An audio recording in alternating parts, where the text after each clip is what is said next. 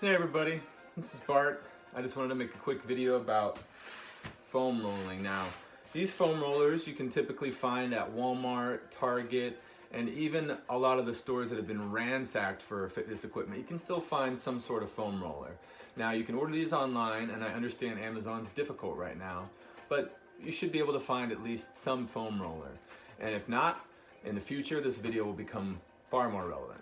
All right, and so I'm gonna start with the way that I go about foam rolling as a class. Now you can foam roll however you want, but when I instruct as a class, this is how I do it. I start sitting on top of the foam roller. Usually before you make it to the floor, I'll have you make it to the foam roller. It's kind of your buffer. Now we'll start with hamstrings. Now for me, I'm so tall, this is how I tackle my hamstrings. You might be propped up using the arms. It's work, but you could always practice this one too, so long as you lean forward enough. And we're trying to get the distal ends of the hamstrings, maybe a little bit of the glutes. Now after I roll out the hamstrings, I might roll out the hips.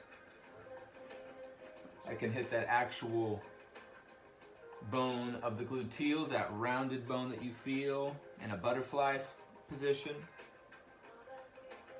Sometimes this is even a better stretch for the hamstrings, depending on where you're tight.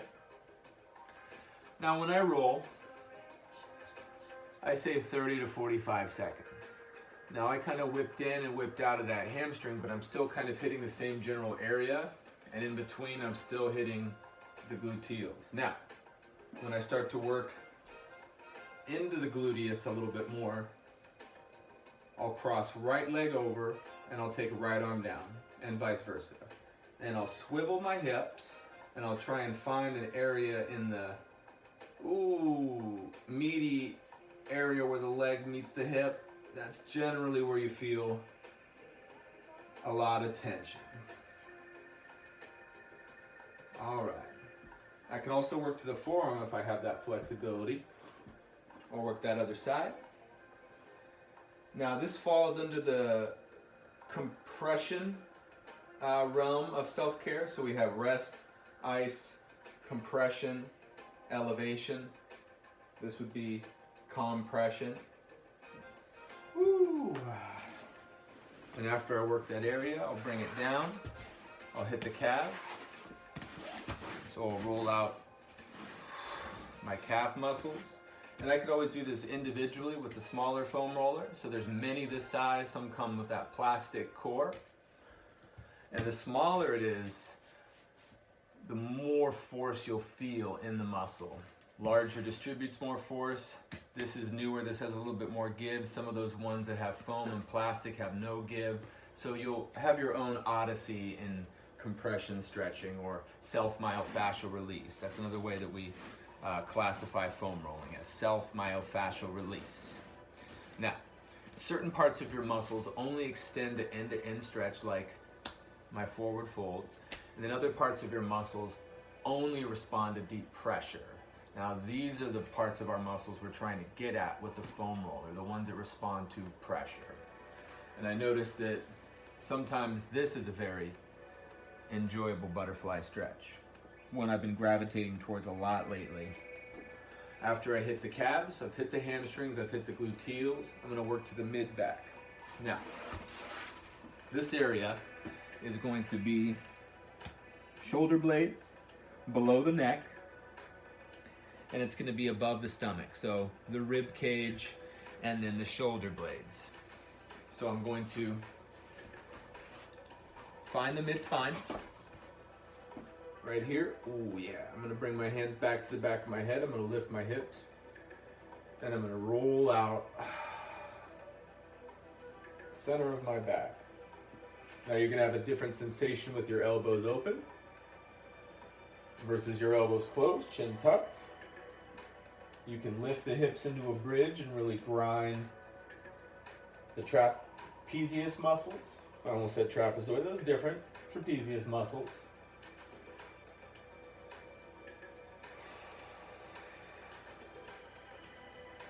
All right, and after I hit the mid-spine, now I'm gonna hit the quads. So the quads, I start in an army crawl. And above the knee, below the hip, above the knee, below the hip. Now you're gonna feel this one different with your toes out versus in or relaxed. So start with your ankle just fully relaxed. Army crawl back and forth. And you could always just find a tender spot and rest. Now turn your toes out like a duck-footed. Don't forget to breathe through it.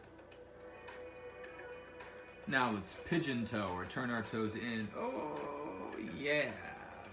Oh, that is good. Thoroughly good and painful. Once I work through the quads, I'll work to the side of the leg. So the side of the leg close to the knee, this is my IT band, not on the knee and not up towards the hip because the leg extends out a lot lower than you think. And so we want to be in the middle of the thigh. Now I can set foot down behind, down in front, I can stack, or I can set. I usually set, foot on top of foam roller. Woo, once I work through that terrible area, I'll work back to the other side, and I'll roll. This one is exceptionally painful on the smaller foam rollers. Ooh, haven't done this in a while. This is a sincere reaction, my goodness. I'm ready for that one to be done. I'm more than ready for that one to be done. Next I'll hit my triceps. And I'll roll out the tricep muscles first at the same time. Then one at a time. Ooh, you felt that one. You probably saw that one just flop over. I might get a little spinal twist here. And I'll switch sides. Working the different heads of the tricep muscles. Ooh, my. Then I'll work it into my lat. So with my lat, I'm working the posterior wall of the armpit, so where the back meets the arm. I'll first lift up, just feel the exercise.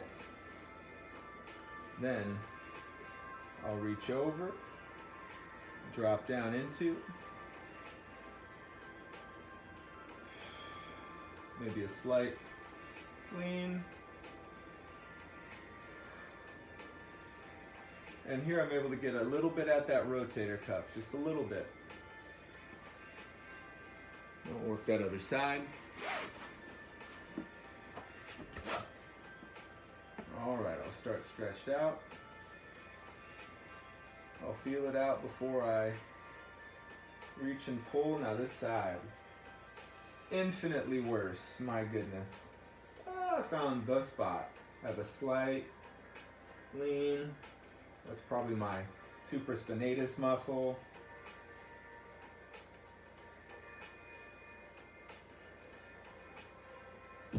All right. And that's your foam rolling 101. So when you don't need an expensive foam roller, any new foam roller is great. This foam roller is 10 to 15 years old, but it was barely used. And so it's perfect. It's got a lot more life in it. But as you can tell, it does have give, so eventually this will pop back out, but this accepts a lot more force, so it's probably a good beginner model. Again, maybe you find this at TJ Maxx, Ross, they're everywhere. You can't hold it back anymore, so the new frontier of stretching is in some sort of self-myofascial release. You've probably seen Hypervolt. Vibe is another product, it's a vibrating foam roller, all worth taking a deep dive on Amazon. So come back for more videos. I'll have more posted today. Thank you to everyone who's tuned in. Have a good one.